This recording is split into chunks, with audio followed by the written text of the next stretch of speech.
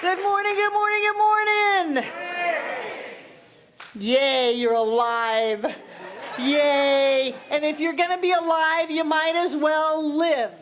And that's what I love about this teaching, that it says you can live the life that you want, that you are not predestined to some kind of crazy suffering, some kind of cosmic joke, some kind of pop quiz, that if you pass, you get to play celestial whoopee, and if you fail, you burn forever in hellfire. No, no, no, this teaching says it's up to you, baby.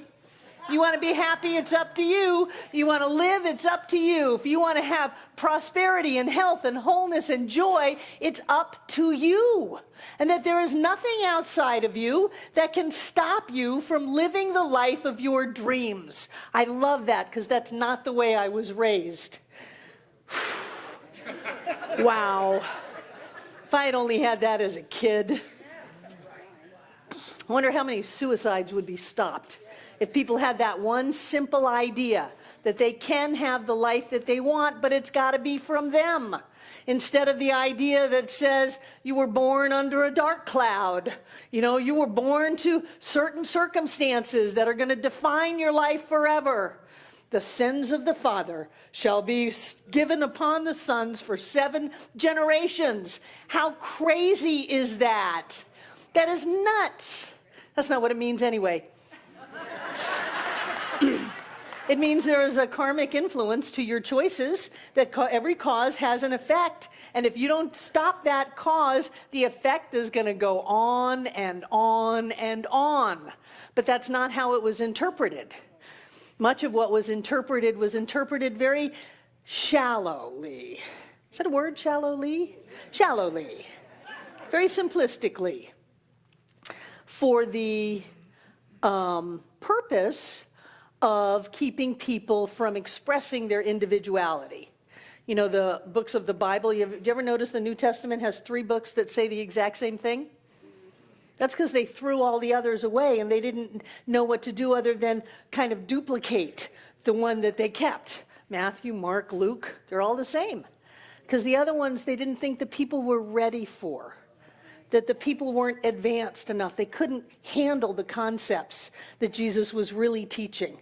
And you know, that has gone on and on and on. And frankly, I think it's time that it stopped. And I think it stops right here.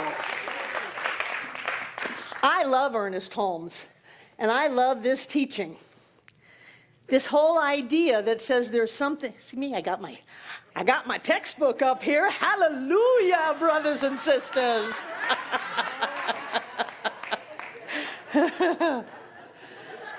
But I really think the only problem that we have is whether or not we're going to live in oneness or whether we're going to live in two-ness. And almost every one of us was raised in two-ness, that there was an outside power, that there are outside forces, that we are only victims of fate or victims of our circumstances or whatever we choose to be victims of. There's an infinite supply of ideas. But most of us were raised with this idea that there is something outside of us. And when we can make that jump from the universe, the world of two-ness, into oneness, then anything is possible. Anything is possible. And Ernest has a lot to say about this idea of duality, which is the world of two-ness. Duality, two-ness, they mean the same thing. He says the belief in duality has robbed theology of power, has polluted philosophy with untruths, has divided science against itself, and has made countless thousands go through life with saddened hearts. We are so intent on being happy because we do not want to be one of the countless thousands that go through life unhappy. The only reason that people are unhappy is because they are living in two-ness. They have a belief in duality, that something can make them happy. That if they get this money, this house, this person, this opportunity, that will make them happy. They don't understand that happiness is an inside job. Salvation is an inside job. I love that bumper sticker. Happiness is an inside job. And when we get out of the realm of duality, that there is something outside of us that can either give, I mean, how many relationships did I chase? You got what I want, baby, give it to me. No, it's all inside of me. When we get out of the idea of two-ness that says somebody can give me something, or the flip side of that is they can take it away, then we realize that our happiness is born inside of us, that we bring it to life, we nurture it and support it and let it come out as circumstances. But then that circumstance in our life, instead of me saying, you've got all the power over me, is I put you there. I put you there because I don't want to deny the idea that we're living in the world. You know, it's very easy to take these metaphysical concepts and say we need to let go of our attachment to the material world, and we need to rise in spirituality to be the highest consciousness. No. I just got back from Costa Rica. I like the material world. I like to be able to see, to touch, to taste, to live. I like that, and I want to live the life I want to live. I don't want to live some airy-fairy kind of thing. I don't want to pretend that what's going on is not affecting me, but I want to be in charge of my affect. I want to be in charge of who I am and how I live. I don't want it to be some guy up on the cloud. God, how in the world we are still doing this is beyond me. Now, keep in mind, Ernest wrote this over 100 years ago. Yeah. Wasn't it? 1916 he started writing his books. Sure. Creative Mind was published in 1918. This is 2018, right? My math is good. This is priceless. The belief in duality, that means living in two-ness, has given rise in theology to the idea of a God and a devil, each with equal power to impose upon man a blessing or a curse. And men have worshipped a devil just as truly as they ever worshipped God. Even today, this monstrous thought is robbing men of their birthright to happiness and a sense of security. Even today, and openly, men still teach that there is an evil power in the universe, that there is damnation to the souls of those who do not fall down and worship they do not know what. But time is rapidly coming when such teachings will be thrown on the scrap heap and numbered among the delusions of a frantic mentality.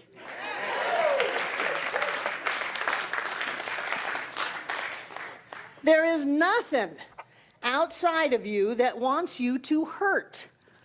There is nothing outside of you that has predetermined your fate. There is nothing that can say that you are bad. Ernest used this word. I'm simply copying it.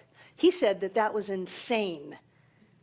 He said that the traditional religions that are being taught are insane.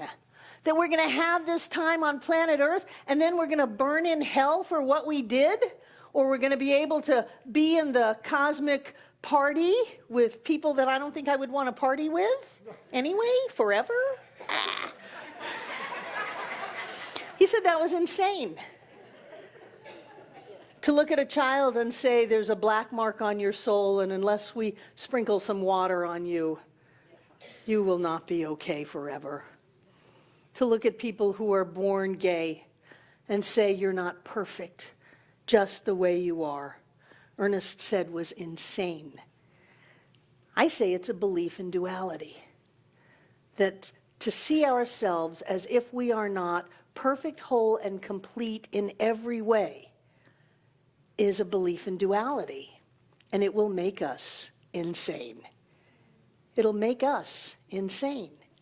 If we believe that there's a power outside of us that can determine our good, that can decide what kind of a life we're going to live, we will go crazy because we will spend our entire life trying to chase that power.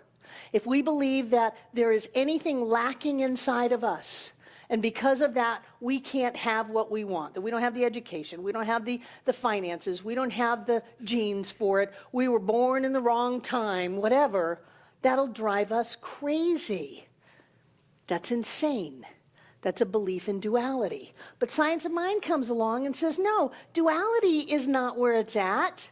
It's oneness. That we need to move out of the world of duality, out of the world of good and evil, right and wrong, spirit and matter. We have to move out of that world into this greater idea of oneness. And I would say that's all well and good, but I don't want to let go of the world in which we live. I want to use that idea of oneness to make our world better.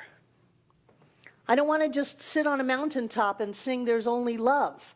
I want to bring love into our world. I don't want to just affirm that there's more than enough, that we are created out of infinite substance and supply, and therefore there's always that ready for us. I want to bring that into my world.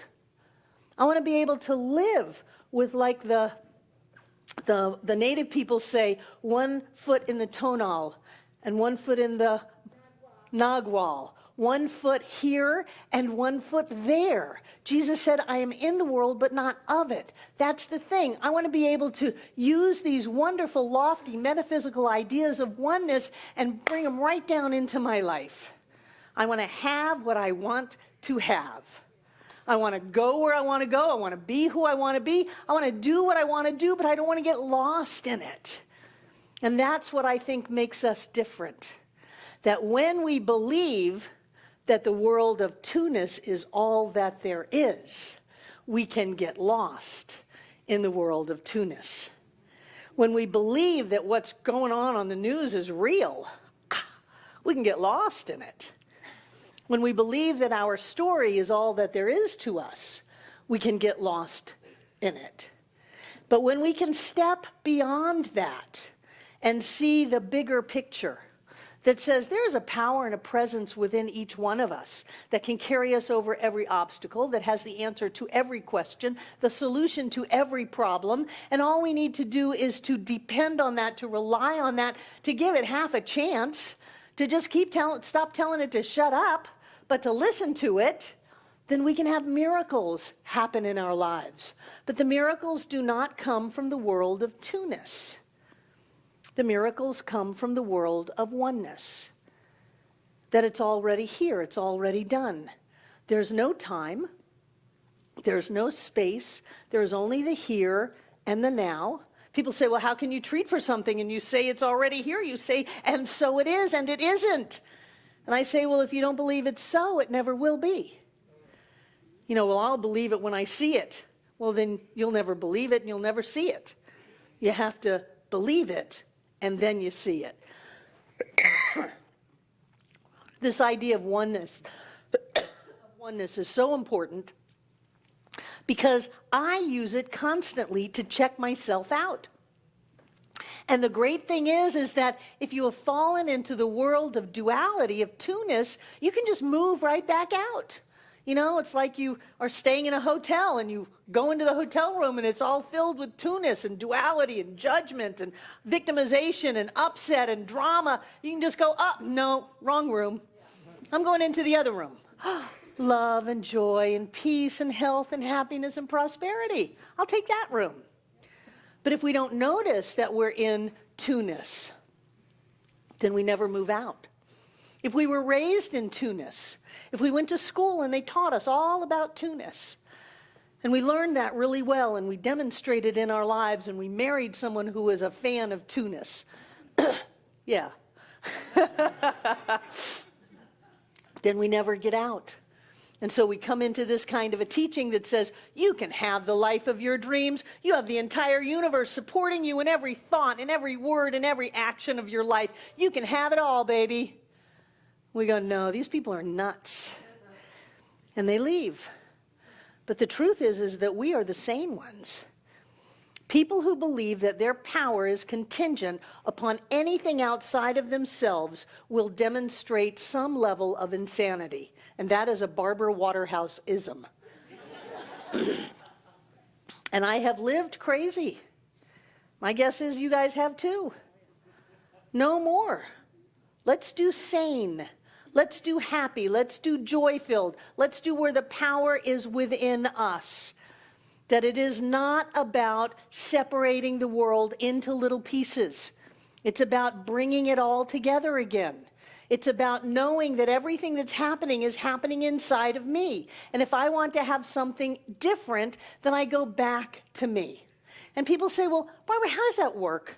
You know, you're talking about the world of form as an effect, as if it's not really important, and yet it's here. When I go out to my car, I've got to put the key in. If I don't have the key, it won't start. If I don't have gas in it, it's not going to go anywhere. I'd like to have a home to which to drive it. I would like to have some stuff in my life. I would like that. So when you tell me that the world of form is an effect, then how do I deal with that? Am I just supposed to close my eyes? And one thing I love about this teaching is, no, we do not close our eyes. We open our eyes, and we have our lives be the way we want them to be. But we have them be the way we want them to be because we start at oneness. The doctor says, you have XYZ. And we go, well, that's in the world of two-ness. That's an effect. Let's go back to cause, because effects are always after cause. We'll go back to cause, and we'll go into the oneness. Spirit is all that there is. There is a power and a presence within every person that is manifest at every cell of their body. Each cell in our body is smart. It's intelligent. It has wisdom. It has creativity. It has life inside of it. And that is part of all that is, so it cannot be denied. It cannot be separated from all that is, or there wouldn't be all that is. There'd be all that is in that cell. So that cell has to be a part of it. I'm giving you a crash practitioner lesson. Pay attention. Every cell within its DNA replicates every other cell in the body. Did you know that? That's where the whole stem cell thing came from. They used to think that if you got in an accident or had a stroke and half of your brain went dead, that you were just done for. And now what they found is that those cells on the other side of your brain can replicate the alternate side. And that people who were not supposed to speak again or walk again are walking and talking and having fun. Because there is a wisdom, there is a health and a wholeness within the cells of our bodies that replicates every other cell. Now, if that's true for our bodies, what does that say about us? There is a wisdom, a spiritual presence inside of each one of us that replicates the whole, that is part of all that there is. The infinity of spirit is at the point of us right now. And that means that every cell in our body is healthy, that our lives are filled with love and joy, that we have infinite creative power and authority in our life, that we can have the life of our dreams because we move into this idea of oneness. Oneness. Oneness. There's some phraseologies that Ernest uses that have always touched my heart. He talks about the indivisible whole, which is oneness. He says, the indivisible whole within which is all of its parts. So there is a wholeness that contains within it all of the parts. All of the parts are in the wholeness. The wholeness isn't separated by having parts. It just has some parts within it. Does that make sense? The absolute within which is the relative. That there is an absolute energy, a presence, a reality that needs nothing outside of itself to be in relationship with, because it's the absolute. It doesn't have anything outside of itself. And yet somehow that can contain and hold the relative. And so we live in this idea of a universe of relativity. I am in relationship with you. You are in relationship with me. We are relative, but that is so far away from the truth of us because we are the absolute. Breathe. The uncreated within which is the created. There is a thinking stuff which in its original state permeates, penetrates, and fills the interspaces of the universe. Now that was Wallace Wattles a long time ago, but that's in the physical universe. There is the uncreated beyond the idea of physicality. Whatever you want, there is infinite possibility of that. The uncreated goes beyond universe layers, beyond time and space, beyond anything that could be. And you have that in you, at the point of you, as you, right now. Think about that. Anything that you want to create is here, right now. The changeless, within which is all change. You know that little ditty people say, well, the only thing constant is change. No, that's in the world of the relative. The true constant is changeless. There are eternal truths, there are verities that never change. Love doesn't get changed no matter how many people shoot each other or go to war. Life will live no matter how many bodies are put in the ground. Light will be light no matter what we think about darkness. There are truths that are present at all times, and yet inside of that changelessness is change. So when you're dealing with change, don't get caught up in it. Know that there is a changeless that's right here. The formless within which is all form. The limitless within which is all space. You know, I often on my classes draw a circle, which is representative of all that is, so then I have to erase the edges of the circle because there are none, but I'll just put a little line that is the space-time continuum. Time and space is just a little focal point in the limitlessness and the timeness. And we get all caught up in it. We think, oh, well, it's here. It's here. It's in time and space. It must be real. No, I mean, it's real on the relative level. And I like to play in that level. But the thing that gives me power on the relative level is the fact that I can move into the absolute. I can move into the oneness, the universal within which is the individual. That is the truth of us, our spiritual truth, that we may appear to be individual, but that we are universal. That there appears to be change, but the truth is it's changeless. That the health and wholeness that we are, the perfection, the beauty, the love, the light, the life cannot be taken from us, cannot be changed. It is the eternal truth of who we are. I love this teaching because it says that there is a wholeness within each and every one of us that cannot be denied. That there is a presence that is what we are that we can never separate from. We can never disenfranchise from that. We can never piss it off. We can't do that. Checking to see if kids are in the room. We can't do that. That's the crazy thing. Oh, I'm a bad person. I told a lie when I was 6. Boy, if that was all I did, that'd be great. We all have history, but all of our history is learning experiences from living in the two-ness. When you live in the two-ness, you go insane, you go crazy. You make up these ridiculous stories that there's something bad about you, something wrong with who you are, that there's an outside power that can somehow hurt you, that can say, oh no, you don't get that. You know, and then we come into metaphysics and our lingo changes. And so instead of it's the great God up on the cloud has sent lightning bolts at us all of our lives because it just didn't like us, it turns into, well, maybe I haven't done enough forgiveness work, and that's why I can't demonstrate my prosperity. It's the same lie, lie, lie, lie. Maybe because I'm not vegan enough, I have this diagnosis. No, that's a lie. Maybe because I harbor unkind thoughts, that I have bad relationships. No, because you make stupid choices is why you have bad relationships. So we change this into different lingo, but it's the same story that says there's something outside of us that makes us lose. And I want to guarantee you right here and right now, you are not losers.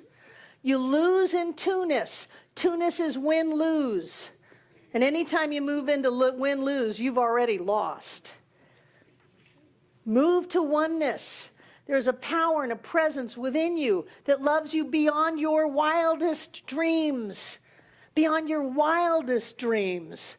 There is a power and a presence within you that can demonstrate the life of your dreams. That anything is possible. Any miracle, any healing, any demonstration not only is possible, but you have the entire universe rooting for you and helping you along the way and giving you what you need and opening doors and making your way clear, because the universe cannot operate against itself, which means the entire universe must operate for you.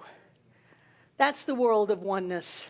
And when we can move into the world of oneness, the world of two-ness comes into alignment. And then we have money showing up. We have opportunity showing up. All of a sudden, the people in our life are so much nicer. All of a sudden, our body starts doing what we want it to do. All of a sudden, stocks go up. Because we move from oneness through two-ness. If you find yourself angry, you're in two-ness. If you find yourself afraid, you're in two-ness. If you find yourself alone, you're in two-ness. And the only thing you have to do is look around in that hotel room and go, this is not my room. This is not in alignment with my spiritual magnificence. I'm moving out.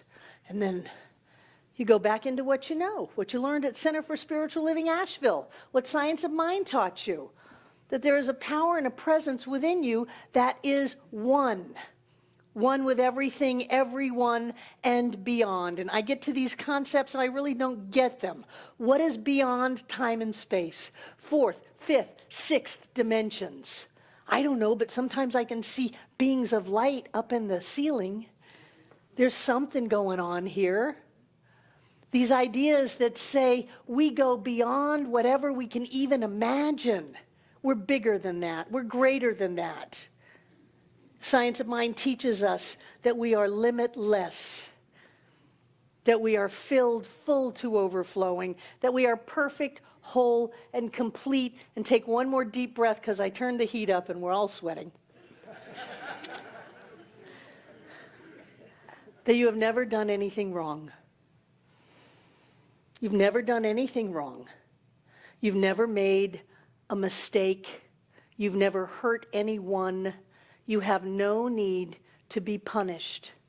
Science of Mind teaches us that we've been dancing around in two-ness. And the only thing wrong with that is that we need to get out and move back into oneness, where we will be open and experiencing all that God is as us, eternally perfect, absolutely magnificent and glorious in each and every way. I say, let's live in the world of two-ness, but let's do it from oneness. And let's demonstrate health and prosperity and love and joy and peace and happiness of all kinds, because we know who we are and we know where we're supposed to be. And so it is. That was great. Thank you. Thank you, Barbara. That was amazing. I always thought that to be in Tunis, I had to be in the capital of Tunisia. But apparently it's a geography joke. Let it go. So is there someone here for the first time? Wonderful. Welcome. Yay. We're delighted you're with us this morning. Thank you very much. And we have a gift for you out at our, what is your name? I'm Turbo. Turbo? Oh, I like that. Very cool. Turbo, we have a gift for you out at the Welcome Center. So thank you for being with us. We hope you had the dazzling experience I had sitting over there. Oh, yay. Ah, wonderful. Bodie. Excellent. Thank you for being here. That's great. Wonderful. Thank you all for being here today. So let's take out what we're going to give. I'm going to come grab this amazing stack of checks that have shown up here. Maybe be some cash in there. Thank you, Barb Folan. Yeah, we really do get the mail here. Anyway, I won't keep doing that. We're going to bless this money. And so whatever you've got that you're giving today, please hold it close to your heart and know with me that the power and the presence of the One is right at that point of you, right at the point of your life. And that because God is all there is in this state of oneness, all parts of the duality of life is still God, even our money. We are blessed for this that we have and that we give to this center. We are blessed for our generosity and our clarity and our vision and our consciousness. So as we give this money, we know that all is well and that we are in the process of living abundantly in all that we do. And to affirm that, we say these words together aloud as they come up on the screen. There they are. I freely and joyously give from the abundance and the fullness of my overflowing wealth, knowing my gift goes with love as it touches and blesses the world, and so it is. Thank you. Here we go.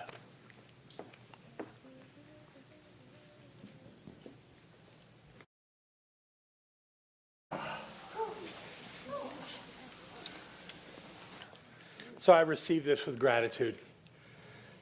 This center runs because of your generosity. And for a moment, I just want to speak to the people that are watching this video who have been inspired by Barbara's words today and say that you too are part of this generosity. And we encourage you to find that donate button. We're not hiding it on our website. And we're not offering you a special gift through the mail. Your special gift is our website because everything on there is for you. And if you want to support this center, please do so, as everyone in this room does so generously, so that we can keep doing the great work to create a better world. That is who we are and what we do.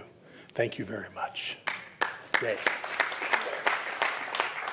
Do we have children?